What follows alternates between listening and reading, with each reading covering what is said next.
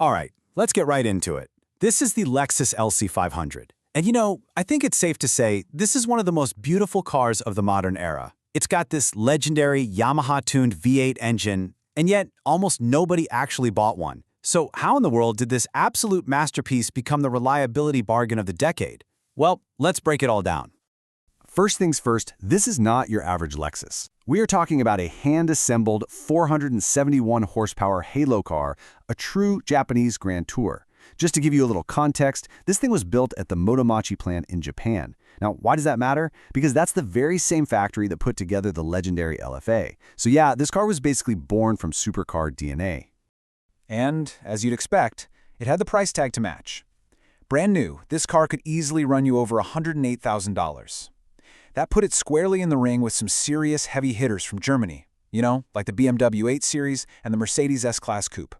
This was a flagship vehicle, through and through. Which brings us right to the big question, doesn't it?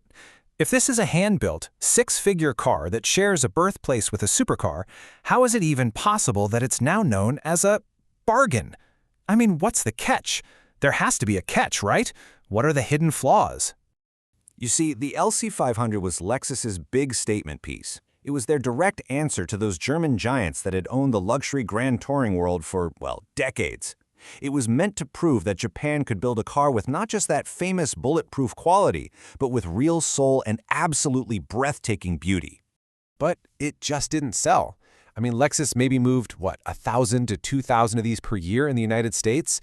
To put that in perspective, BMW sold that many 8 Series in a single month.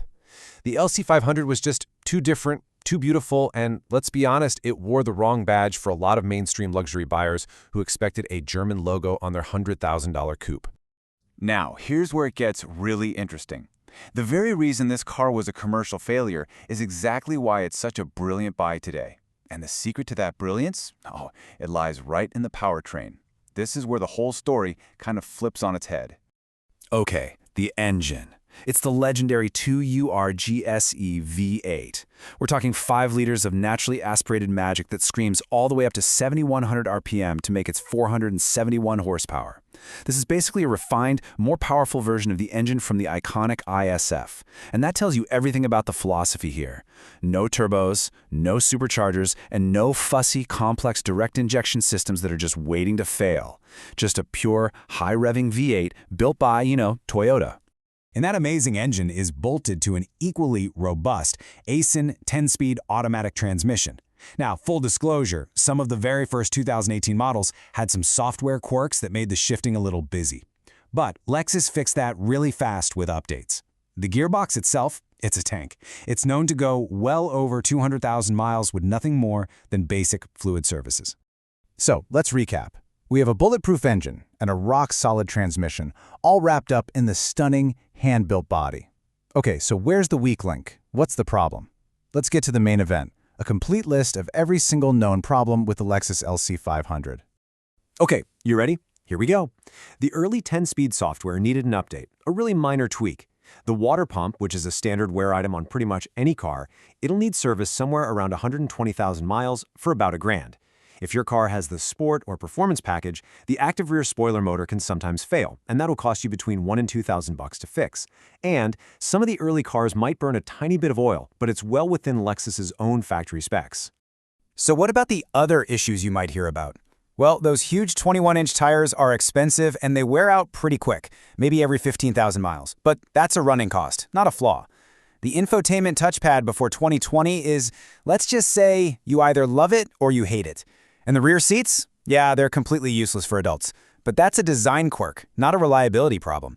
And that's it. Seriously, that is the entire complete list of known common problems with a 471 horsepower hand-built Japanese exotic. Just let that sink in for a second. Now, to really truly understand how remarkable that little list is, we need some context. We need a reality check. So let's see how this car stacks up against its direct German rivals. So it all comes down to the engine. On the left, you've got the simple, naturally aspirated Lexus V8. On the right, you've got the BMW M850i's N63 twin-turbo V8, a hugely complex and powerful beast of an engine. And this right here, this is where the ownership experiences go in two very different directions. The BMW N63 V8 is famous, or maybe I should say infamous, for a long list of expensive, common failures. We're talking oil leaks from just about every gasket you can imagine, carbon buildup that needs pricey walnut blasting, failing electric water pumps, and a whole bunch of potential turbocharger issues. This isn't a list of quirks, my friends. This is a catalog of very costly repairs. And what does that catalog of problems add up to in real dollars? Well, if you own an M850i that's out of warranty, you can probably expect to spend somewhere between $4,000 and $7,000 per year just in maintenance and common repairs. That is the reality of owning one of these complex German flagships. And hey, it's not just BMW. The other main rival, the Mercedes-Benz S-Class Coupe with its M278 B-Turbo V8, it faces a very similar fate. These hot V twin-turbo engines are incredible feats of engineering when they're new, but boy, are they expensive to keep on the road as they get older. Now let's bring it back to the Lexus. The typical annual maintenance cost for an LC500? $1,000 to $2,000. And honestly, most of that is just for things like oil changes and those pricey tires. The financial difference in what it costs to own these cars is it's staggering. So what does this all mean for someone who's looking to actually buy one of these cars today? This is where the LC500's story as a sales flop becomes its greatest strength. The value proposition here is almost unbelievable. Because it didn't sell well at first, depreciation hit it pretty hard. So now you can buy a used LC500 with totally reasonable mileage for somewhere between $60,000 and $85,000. That's a $20,000 to $40,000 discount on a hand-assembled Halo car. And here's the kicker. Values are now bottoming out. Clean, low-mileage examples are actually starting to appreciate as people finally realize how special this car is. Look, this isn't just about buying a cool car. It's about investing in a piece of automotive history. The era of the big, high-revving, naturally aspirated V8, it's over. This is one of the very last of its kind, and you could argue it's one of the best ever made. The future Lexus Halo cars, they're all going to be hybrid or fully electric. This is it. So if you're thinking, okay, I'm in, here's your quick buying guide. Try to find a 2019 or newer to get that updated software, plus you'll get Apple CarPlay. The sport or performance packages are definitely the ones to get for the rear-wheel steering.